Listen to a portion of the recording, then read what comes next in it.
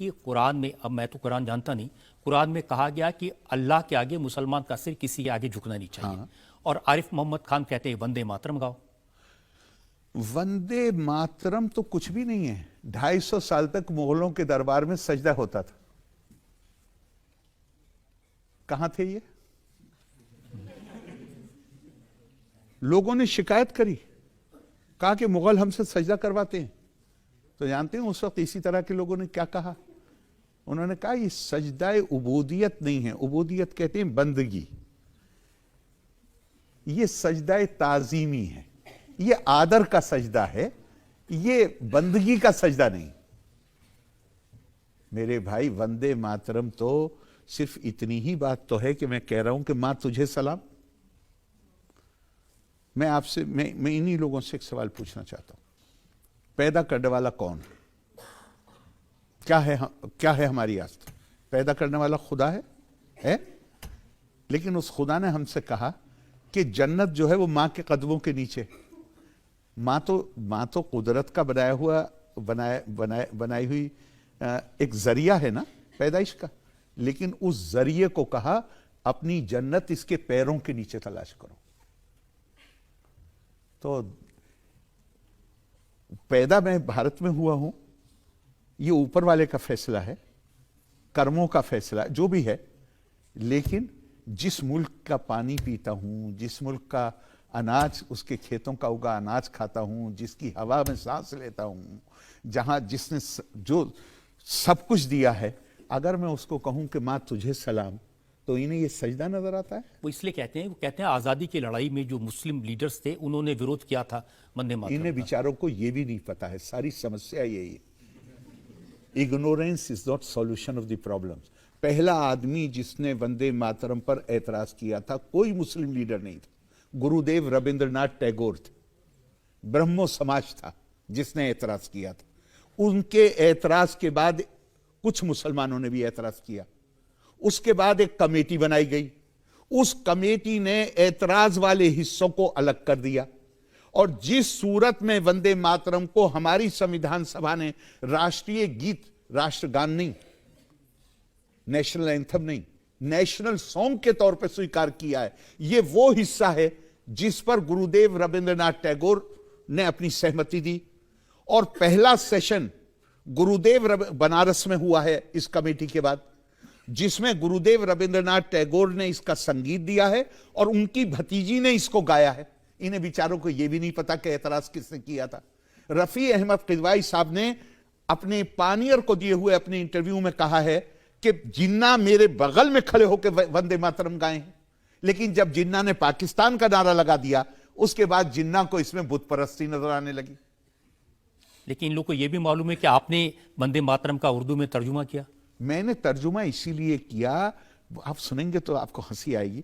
मैंने तर्जुमा रात को तर्जुमा किया, सुबह अपने एक मित्र को, उस जमाने में नदवे से फतवा आया था, तो मैंने लखनऊ में अपने एक मित्र को वो भेजा और मैंने कहा कि ये मत बताना कि किसने तर्जुमा किया है, ये भी मत बताना कि वंदे मातरम का अनुवाद है। ये उन्हें दिखाना, उनसे कहना इसमें कुछ काबिल एतराज बात है, कुछ आपत्तिजनक है इस्लामी दृष्टिकोण से। और फिर मुझे, और जब वो राय दे दें तब उन्हें बताना कि ये वंदे मातरम का अनुवाद है।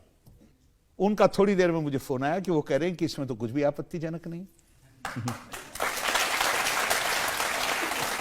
तो आपत्तिजनक चीज एक ही है, वो है इग्नोरेंस, जहालत। जिस चीज को हम नहीं जानते वो आपत्ति। अब इन्होंने क्या, अब इन्हें कुछ नजर ना आए उसमें कि भाई ये अनुवाद है इसका, संस्कृत तो आपको नहीं आती ना, नहीं आती, ये इसका अनुवाद है, इसमें बताइए क्या आपत्ति है। क्योंकि साहब होता, आरिफ साहब ने खुद कहा है कि आजाद तर्जुमा है, ये कैसे मान लिया जाए, ये सही है। दिल्ली यूनिवर्सिटी के संस्कृत के प्रोफेसर जो हेड ऑफ द डिपार्टमेंट मुझे फोन करके, अगर मैंने अनुवाद गलत किया है तो वो किसको बताना चाहिए? जो संस्कृत का जानने वाला है। वो मुझे फोन करके कह रहे हैं कि आरिफ साहब मेरी आंखों में आंसू आ गए, ऐसा शानदार आपने अनुवाद किया। और जिनको आती नहीं संस्कृत, वो कह रहे हैं कि ये कैसे मान लें कि ये सही अनुवाद। अब इसका क्या इलाज? अनुवाद किया आपने। वो अगर आप जनता को सुनाने की। जरूर। मैंने उसको मैंने तो यही कहा, चूंकि मुझे उतना नहीं आता, मैंने संस्कृत पढ़ी है लेकिन मैं संस्कृत का विद्वान नहीं हूं, तो मैंने तो उसके लिए शब्द प्रयोग किया आजाद तर्जुमा। एक फ्री ट्रांसलेशन, मतलब बहुत ज्यादा आप ये ढूंढें कि ये बिल्कुल एग्जैक्ट है, तो मैंने कहा ये वो नहीं है, लेकिन जो संस्कृत जानने वाले हैं उनको वो बहुत पसंद आया, और वो ये है तस्लीमात। तस्लीमात माँ तस्लीमात, तस्लीम कहते हैं प्लूरल है सलाम का, जैसे कहें माँ तुझे सलाम, तो ये उसका प्लूरल है, बहुवचन। तस्लीमात माँ तस्लीमात, तू भरी है मीठे पानी से, फल फूलों की शादाबी से, दक्किन की ठंडी हवाओं से, फसलों की सुहानी फिजाओं से, तस्लीमात माँ तस्लीमात। तेरी रातें रोशन चांद से, तेरी रौनक सब्जे फाम से, तेरी प्यार भरी मुस्कान है, तेरी मीठी बहुत जुबान है, तेरी बाहों में मेरी राहत है, तेरे कदमों में मेरी जन्नत है, तस्लीमात माँ तस्लीमात।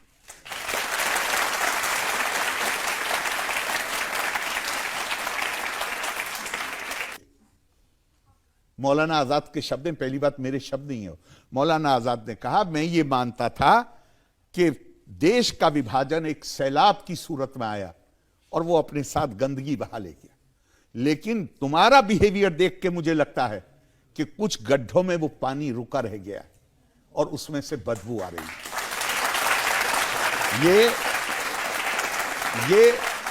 ये किन के लिए कहा था मौलाना ने, ये ध्यान रखिए किन के लिए कहा था। अलीगढ़ में मुस्लिम लीग का यूथ विंग इतना मजबूत था कि इन्होंने रेलवे स्टेशन पर, आजादी से 2-3 साल पहले रेलवे स्टेशन पे इनको पता चल गया कि मौलाना आजाद ट्रेन से जा रहे हैं, ये सब इकट्ठे हो गए खामोशी के साथ स्टेशन पे, और पटरियों पे पड़ी हुई जो गंदगी होती है वो वहां से उठा के उसमें पैकेट में लेके और प्लेटफॉर्म पर खड़े हो गए, और जैसे ही गाड़ी रुकी मौलाना के कैबिन में घुस गए और उस गंदगी को मौलाना की दाढ़ी में मला। अब यही मुस्लिम लीगी देश के आजाद होने के बाद, अब मुस्लिम लीग तो चल नहीं सकती थी, ये कम्युनिस्ट बन गए, और लेकिन इनका वो जो अलगाववादी इनका सोच थी वो जू की तू बनी रही।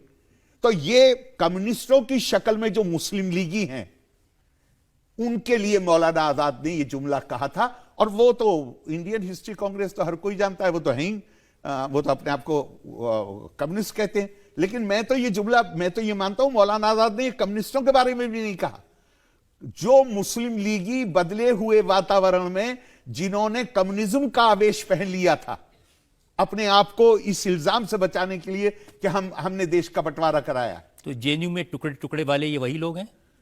मैं जेएनयू का नहीं जानता, लेकिन अलीगढ़ में ये वो लोग थे जो मुस्लिम लीगी थे पुराने और अब कम्युनिस्ट बन गए थे, जिनको मौलाना आजाद नहीं, कहीं आरिफ साहब ने मुसलमानों, पहली बात आरिफ साहब का जुमला ही नहीं है, ये जुमला है मौलाना आजाद का, लेकिन मौलाना आजाद ने ये मुसलमानों के बारे में नहीं कहा, मौलाना आजाद ने ये उन मुस्लिम लीगियों के बारे में कहा जो देश के आजाद होने के बाद कम्युनिस्ट बन गए थे, लेकिन उसी अलगाववादी मानसिकता के साथ काम कर रहे थे।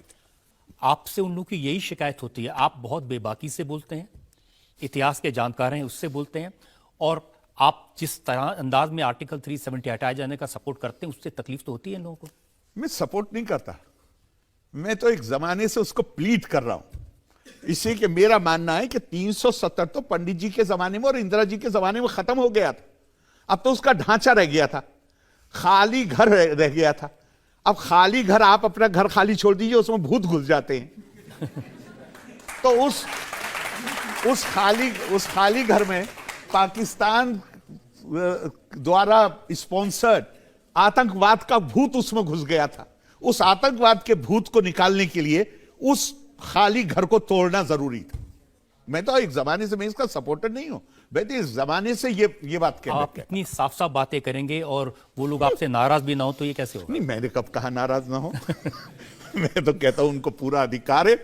और एक बात और आपको कहूं, सार्वजनिक जीवन में कौन आपसे खुश है, इससे ज्यादा महत्वपूर्ण बात मैं ये मानता हूं कौन आपके खिलाफ, कौन आपसे नाराज, और इनकी नाराजगी का मैं स्वागत करता हूं। शकील अहमद साहब हैं कांग्रेस के नेता, उन्होंने कहा कि मैं आरिफ साहब को जानता हूं, वो बहुत आर्टिकुलेट हैं, कल्चर्ड हैं, सिविलाइज्ड हैं, वेल रेड हैं, स्कॉलर हैं, लेकिन अपनी कम्युनिटी के लिए स्पॉइल्ड जीनियस हैं। उनका बहुत धन्यवाद इतने सारे शब्दों का प्रयोग करने के लिए, लेकिन मैं ईमानदारी से मानता हूँ असल में प्रॉब्लम सारी ये है कि कम्युनिटी की बात करते हैं और कम्युनिटी के लिए जो गाइडेंस होनी चाहिए, जो किताब, उससे कोई ताल्लुक नहीं। किताब तो ये कहती है इंसाफ के लिए खड़े हो जाओ, जो बात तुम्हें सही लगे उसके लिए खड़े हो जाओ, चाहे वो बात तुम्हारे माँ बाप के खिलाफ जाती हो, तुम्हारे रिश्तेदारों के खिलाफ जाती हो, तुम्हारी बिरादरी के खिलाफ। ये किताब कहती है। कम्युनिटी के साथ खड़े रहने का मतलब ये है कि तो फिर कम्युनिटी के साथ खड़े रहने का मतलब तो ये है कि अगर 47 में से पहले होते तो पाकिस्तान का नारा लगाते, फिर 86 में शाहबानों में सुप्रीम कोर्ट का जजमेंट का नारा लगाते, फिर 30 साल के बाद कहते कि नहीं वो गलती हो गई थी। भाई बार बार कहा गया अपनी अकल का इस्तेमाल करो। अब मैं आपको बताऊं तो वो क्या कहते हैं। हाँ। वो कहते हैं